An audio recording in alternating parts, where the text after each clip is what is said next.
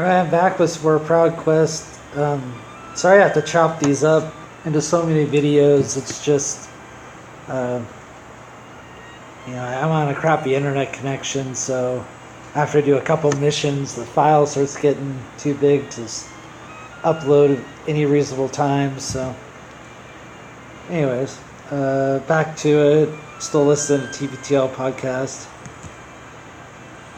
Finding corn in the pool. That was disgusting. That I should cut out. That is a you should not. Gross joke. I'm putting that in top 5 jokes you've made. And I'll go ahead and pause the video while I set this first one up. Alright, I'm back at it. In the last 3 months. On air or off. Yeah, just anywhere. Here's the crazy part, though, that I didn't realize. When you're suffering, a runny nose or red eyes, that's because you've come in contact not with chlorine, which is what I always thought was the case, but rather because there's probably urine or feces in the pool. If your eyes are turning red when you're swimming, or if you're coughing or having a runny nose, it's likely there is at least some urine in the pool, says Michael Halsa, Chief of Healthy Swimming Programs for the Centers for Disease Control and Prevention. Urine isn't a primary source of germs in pools and hot tubs, but feces that clings to the body is. Anytime. So wait a second, though. I mean, I understand like the runny nose stuff, but doesn't chlorine? So chlorine itself does not. Oh wow! Yeah, I just typed in chlorine makes eyes red, and the first article to pop up is. It's not the chlorine, it is the mixture of chlorine, and poop and sweat and urine. That's USA Today. That is so gross. Yeah, what happens, a couple of things happen to the chlorine. First of all, chlorine loses its disinfectant power when organic compounds like urine contaminate the water. So the chlorine that's in the pool, when it comes in contact with urine, it does its job, which is to disinfect that. But then those chlorine molecules, if you will, they've served their purpose, and they've died with dignity. But now they're done. Let me ask you this, because this is freaking me out. I'm actually not very squeamish when it comes to swimming situations. Like, yes, you get in a pool, you know kids are being in there, maybe some adults are being in there. But I just don't think about it a lot. You think being a bit of a germaphobe and persnickety about a lot of stuff, that would bother me. But I love swimming so much and just hanging around in pools and lakes and oceans and splashing around. I love that stuff, so I just don't think about it when I'm in there. Probably like I don't think about the reality of what's in a cheap hot dog as I eat it. But what about a cheap hot dog that you find at the bottom of a swimming pool? That's a diving toy. Don't eat that. Nobody eat that. You gotta keep it in stuff. That's just for fun. But hearing this really making it so explicit like this is kind of grossing me out. So I would like to pose to you, after reading this, are you more comfortable swimming in a pool where you know all of this stuff from humans is in there, or going into a lake or an ocean, which is probably way grosser as far as organic matter is concerned, but it's coming more from nature than humans? I would be less grossed out being in a lake or an ocean or a river. Because I think for all the sea life that's out there, the ocean is so vast that they still can't pee and poop it up sufficient to it being as concentrated as you would be in a swimming pool. Let me say this. This is something to look for if you want to try to stay out of gross swimming pools. Appropriately chlorinated swimming pools and hot tubs smell strongly of the disinfectant only when it has combined with a substance like urine, lotion, or hair products. A healthy pool has very little odor, and it should not turn your eyes red. So, that like, just from being a kid, you think about, like, the smell of chlorine. In fact, I like the smell of chlorine because I associate it with having fun as a kid. Like, swimming in the pool is, like, the best when you're a kid at the hotel or the YMCA or whatever. But, like, that strong smell of chlorine and of disinfectant coming off of a pool is a bad sign, because it means that the chemicals in that pool are doing their job, which is they're going to war with gross stuff like urine or feces. I know that we've had, and I just want to take a moment to apologize to listeners that we've had like a number of like really disgusting shows this week, and what I'm about to tell you is probably going to move this particular episode to the top of the list of disgusting shows we've done. But I thought this was interesting. At any time, according to this one doctor from the CDC, at any time, adults have about 14/10 of grams of poop on their bottoms. Children have as many as 10 grams. So follow me, 0.14 grams of poop for adults, 10 grams of poop for children. What's the street value for that? Newman just returned to the car in time to hear those two statistics, and is looking like he'd like me to stay at this Chevron station in Mount Si and discontinue the rest of the journey. Oh my God! So, I mean, this is like so many things in our world now, where because we can know things, but should we know things?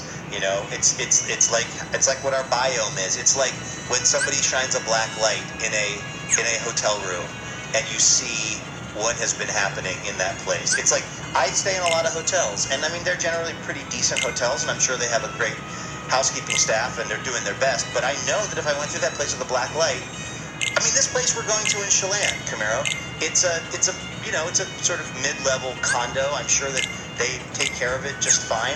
But I mean, what kind of horrors do you think have gone on there that we'll never know about? I would never take a black light to any sort of situation. Even if I had the technology to do so, I would just not do it. Because you don't want to know. I just don't want to know. Yeah. I don't. Yeah. There's something to being kind of blissfully unaware. And I'm a little sad that I read this article. Not so sad that I didn't decide to present it as a topic on the show. Therefore, making it everybody's problem. But I mean, is that enough to keep you out of a swimming pool, Walsh? No, probably.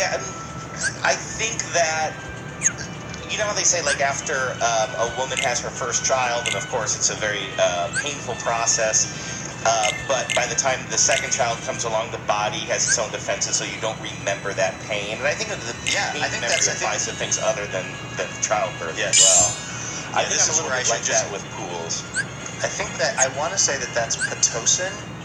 But of course, this is where I shouldn't be guessing at the birthing process and what each particular hormone is released and what it does. But yeah, there's definitely a hormone that gets released that's supposed to make a person not have a super specific memory of how bad it was. Now, you say that to a woman who's given birth, and a lot of them will say, "Oh, no, I remember it very vividly. It was really rough." Right. Hey, while Kevin is there, I want to talk about something. We're in Grosstown now. This is still in the neighborhood of Grosstown, but in all seriousness, I'd like to have this conversation as adults and not get super gross about it. But I remember vividly, and I don't know if I would like it if Kevin could hear me now. I don't know if you could share the phone at all. Okay. Because hey, Kevin. This is about something he told me privately. Andrew would like to talk to you privately for a moment, so I'm going to give you this earbud. I think this is in your other ear. And now you should be able to hear Andrew, and if you could just, I don't know, he wants to talk about something. Yeah, can you guys both hear me now? Yeah, we can hear you. Okay, great. So, Kevin, you told me this in privacy. I hope it's okay to bring it up on the show. It's something that you said to me that makes me now think of you almost every time I have to use a stall in a public restroom. And yeah, I know exactly where you're going. You can, yeah. I can talk about say, this, right? I don't use the ass gasket. I don't use the ass gasket. That's where you're going, right? Well, Jesse, you don't put down any kind of paper, whether it is, as you call it, the ass gasket or just folded up toilet paper. I do both. It's going to be a heck of a weekend in Chelan, by the way. As I've said on the show many times, I make a nest. I'm like the princess and the pea when it comes to using a public toilet like that. I am layering and layering and layering. Sometimes I take so much time I don't even have to go by the time I'm done making that nest. You say that based on a conversation you had with one person one time, that doesn't do any good, so you just ball up a bunch of toilet paper and you just wipe the rim of the toilet seat as well as you can and let go and let God. That's exactly what I do. And it was actually, I think, why? I think it was on Loveline that Dr. Drew was talking about how it does very little to do that sort of thing. Like whatever's on the toilet seat, probably not that much anyways. A nice wipe down is good enough, and the gasket really doesn't barricade you from much, is my understanding. And I am so uncomfortable with those things. They slip and slide around. It's not comfortable when they're on there. How much movement are you doing on the toilet? It's just weird to me. It just doesn't. I like to grip a little bit. I like some grip. I don't know why, but and so the discomfort of using one of those compared to like just my own mental hang-ups, I'm fine with it. I've given that up. I'm okay with it. Well, that's why I think about this sometimes when I'm in the situation when I'm doing my paperwork, as they I'm laying down some groundwork there. I'm thinking, why am I doing this? What is the Is it because I'm actually in my head protecting myself from some sort of a germ that can cause me harm, or am I doing it for my own psychological, relief? And I think it's mostly the latter. Like, you could tell me a million times that it's actually cleaner to wipe it down than lay a nest down, but I would still always lay that nest down because for me it's 90% mental, I think. Yeah, I just think that any sort of public toilet, especially, that's just a war you can't win. You know what I mean? Like, it is disgusting, no ways about it. And if you put down a little line of toilet paper, I guess mentally, if that makes you feel better, cool. But I've given it up. It's just too uncomfortable for me. I will throw a third element into this conversation, which is Camaro Kev told me that same thing some years ago, and it's actually impacted my behavior in that I now don't. I used to go crazy with the toilet paper barrier, and I mean, I would, obviously I'm going to wipe the seat down. I'm going to try to make sure it's visually okay before I sit on it. But after Camaro Kev told me that, the next 20 times I use a public restroom, I thought of him and I thought, that's so disgusting when he does that. And then it was like on time number 21, I was like, maybe I don't have to build this whole toilet paper protection system.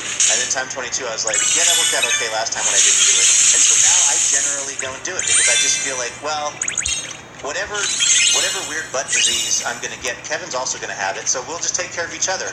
It'll be fine. It has actually affected my behavior, your decision to just raw dog it. Now watch that. I just made this up, and Dr. Drew actually said nothing of the sort. You know what I mean? And I've converted you, and now I'm spreading this untruthful gospel of some sort. I hope I'm correct, but I don't know. I feel better. Plus, it saves time. Sometimes you get in there and you got a time crunch on. I don't want to be building some sort of a toilet paper castle before I have to relieve myself. How comfortable are you guys both? If you're out and about and you kind of feel you feel the need coming on, you can still do math and say, well, I can be home in a half hour. I'll just hold on. Like when I was young, I would do anything to not use a public restroom in this situation. I would do anything just to get back home. I think going to college and just not having a private bathroom changed things for me a lot. And now I'm pretty a Target, a Walmart, like anything like that. Like I'm just Fremont, the library, children's section. Fremont, what have you. Right. So anyway, are you guys still if you have some buffer, are you going to still try to make it home, or are you just pretty laissez-faire with it now? I think as a child, I had the exact same thing as you. Like, I would not want to use a public toilet at any costs. Like, I would hold it and figure out some way of not having to do it. As I've grown up, not so much, but still, it's on a case-by-case basis. If I really don't have to go into the food court of the Northgate Mall toilet, I'd prefer not to. Yeah. Yeah, it's definitely, there's the different levels of public bathroom, and to me, the lowest level of public bathroom is, the lowest level is a bar, like a dive bar where they don't even have a door. I've left more than once. I've left a bar and just gone home for the night because I went in and looked at the men's bathroom and was like, no.